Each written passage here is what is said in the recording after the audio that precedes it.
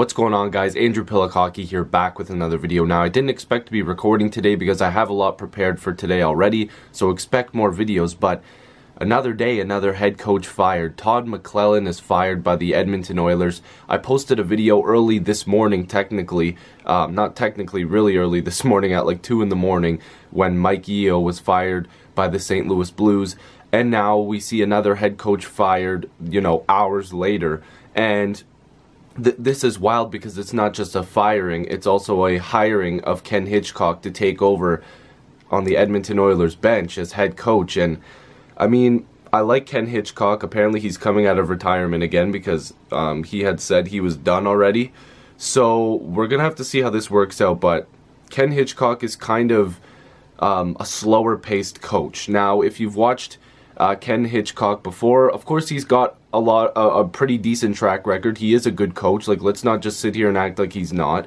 And he's got a lot of experience. He knows what he's doing. But at this point, the Oilers need to get faster. They need to get better. They need to have, kind of like a rebirth this season. They need to do much better. But Ken Hitchcock is going to have to switch up his gameplay a little bit going to the Oilers because they can't afford to play slow. They have a lot of guys that actually can play at a fast pace, but they need the right guy to lead them. So we'll see if Hitchcock maybe will switch up his game plan a little bit and mold it into the Edmonton Oilers system as well, because they just need to change. This might actually work though. So let's just look at the article real quick and then I'll give you guys some of my thoughts. So like I mentioned before, obviously Todd McLellan fired. Hitchcock is in now, and this move is coming after them losing 6 out of their past 7 games. They lost 2 pretty bad losses, I guess, against the Flames and the Knights. So McLellan, 51 years old, he's finished now with the Oilers, which we all were pretty excited when he got in there. I think I was even, I'm not even an Oilers fan, but I thought this would be a good fit.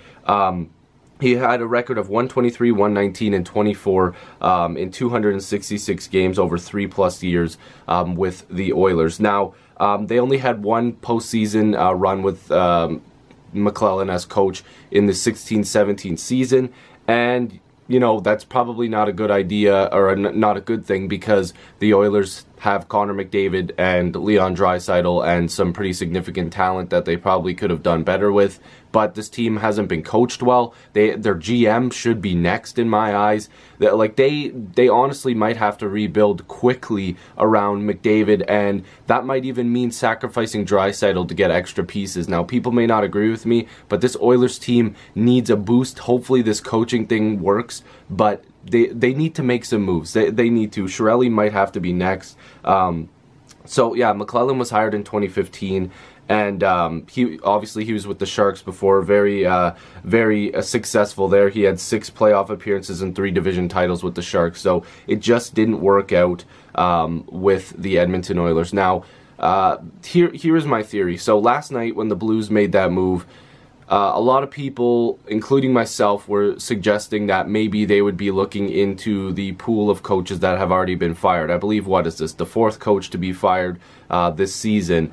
And people were talking about Stevens or Quenneville, and I don't think I even mentioned Hitchcock because of the retirement stuff, but I think the Oilers had to act quick because we're not, we don't know if maybe the Blues contacted Hitchcock to come out of retirement and go back to St. Louis. He's been there before.